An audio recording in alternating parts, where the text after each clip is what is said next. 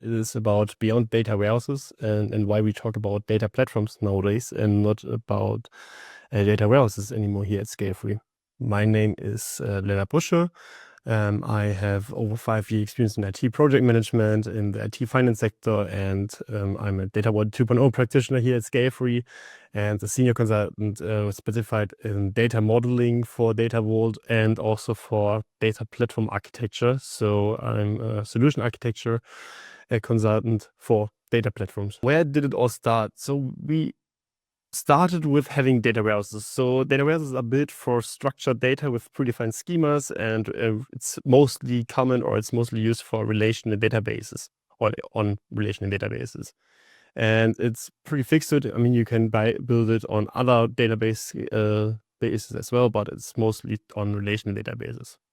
The next step in the evolution was to have data lakes. So after the data warehouses, there were the data lakes, which were built for unstructured data, and they were accessed, or they are still accessed through Hadoop and Spark. And yeah, the next step was to combine those architectures to have hybrid architectures. So we have the best of both worlds, so having the data lake and the data warehouses. And for example, Data Vault, we mostly use it with having a landing zone, for example, or a data lake before we have the data warehouse in the background or in our data platform. And then there was the data lakehouse approach, and this is by implementing data warehouse strategies in a data lake. So it's not two different platforms we combined, but it's only one platform we can use to have all those benefits in just one tool, for example, Databricks or Snowflake. And yeah, what is coming next? We don't know yet. So right now, Data Lake is getting more popular, but we don't know what to expect next. And this is why we at Scalefree decided to use, or this is one topic why we at Scalefree decided to use the term of data platform, because we don't know if the term data warehouse still fits the future needs and future possibilities we have in handling our data. And but today our topic is more about the inside modern data teams and how does the data platform, or why we at inside modern data teams we use data platform and not data warehouses. And to understand this, we need to understand how does the evolution of data warehouse to data lakehouse and whatever will be next, how this changes the needs of our user of the data platform. To understand this, I will introduce you to 3 classical user groups in the data platform, or in a data a data platform or data warehouse, however you want to call it. I will call it a data platform in the next slides. So we have the data engineer who extracts, cleans, loads raw operational data into the warehouse.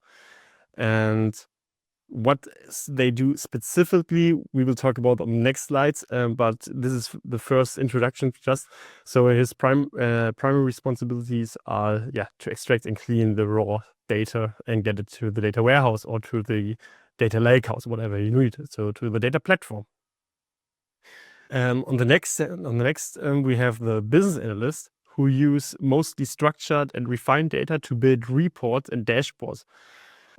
What this means, we will talk about this on the next slides, on the upcoming slides. And then we have the data scientists who analyzes large and detailed raw data for predicted advanced insights.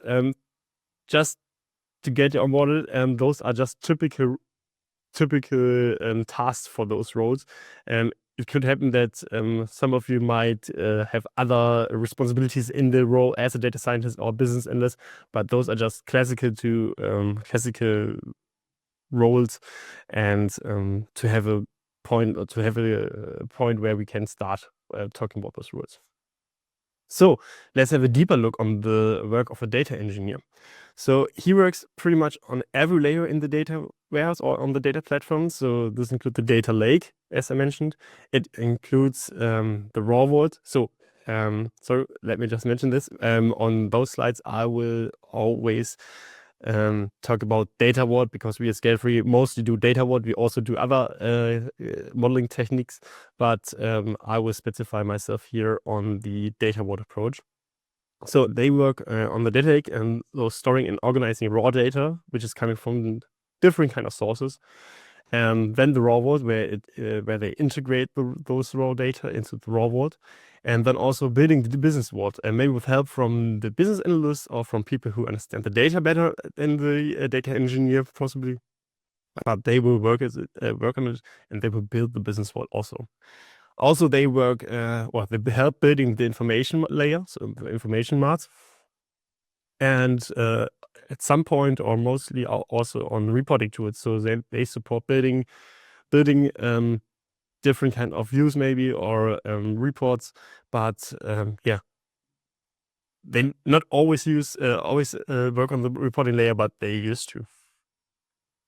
Then we have the business analyst, and there we can also see how it differs from the data engineer. So for example, the business analyst, the data lake in where the data engineer works on, for the business analyst, the data is way too unstructured. They cannot really work with it, or can bring value out of those raw data structures. And also in the raw world, sometimes they are too technical, or the raw world is too technical. There are some business analysts who are deeper into the technical stuff, and they can maybe work with the raw world, but mostly they work with and they start working with the business world.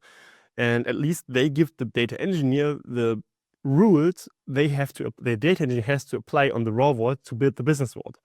And then where they really are fine, or where they really are comfortable working on, is the information mod, and for sure the reporting tool, where they can really work with those enriched data, and they can build KPI, create dashboards, reports, visualizations. And that's the point where the business analyst is really getting into play. And then last but not least, sorry, we have the data scientist. And the data scientists mostly work on the raw data. So really the raw data. And so they are really comfortable with the data lake, which is the main area, because there you can explore and analyze the raw data. Sometimes they also access the raw world to access maybe historized data when it's not stored in the data lake, because maybe of security reasons or whatever. And rarely they use the business world, because the business world also already has the business rules applied, and then it may be change the data in that way. The data scientist cannot use it anymore. The information mart is also way too aggregated, and is not useful for scientific use cases. And the reporting tools, the data scientists only use for visualize their work, but not getting information from there. Again, they mostly work with the data from the data lake or the raw world to mine data, or to build ML models or KA assistants or whatever. So let's talk about why does the term data platform fits all those needs, or all those needs from those roles. It's neutral, so the data platform is not independent of specific technologies. So as you have seen, the data scientist needs a completely different tool stack, for example, than the business analyst. The business analyst never wants to access the S3 data, for example, on AWS directly, but the data scientist for sure will do it. The second point is flexibility.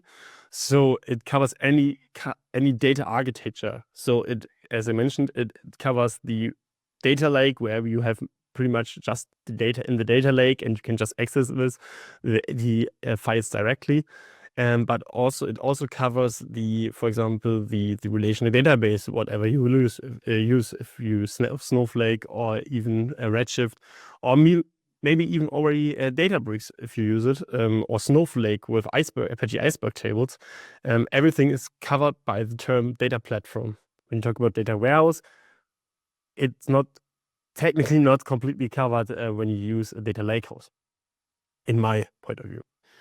So those 2 points lead to the third point, which is role inclusivity. So every role we have seen, there are many other roles in a modern data team, but those three roles this term completely supports the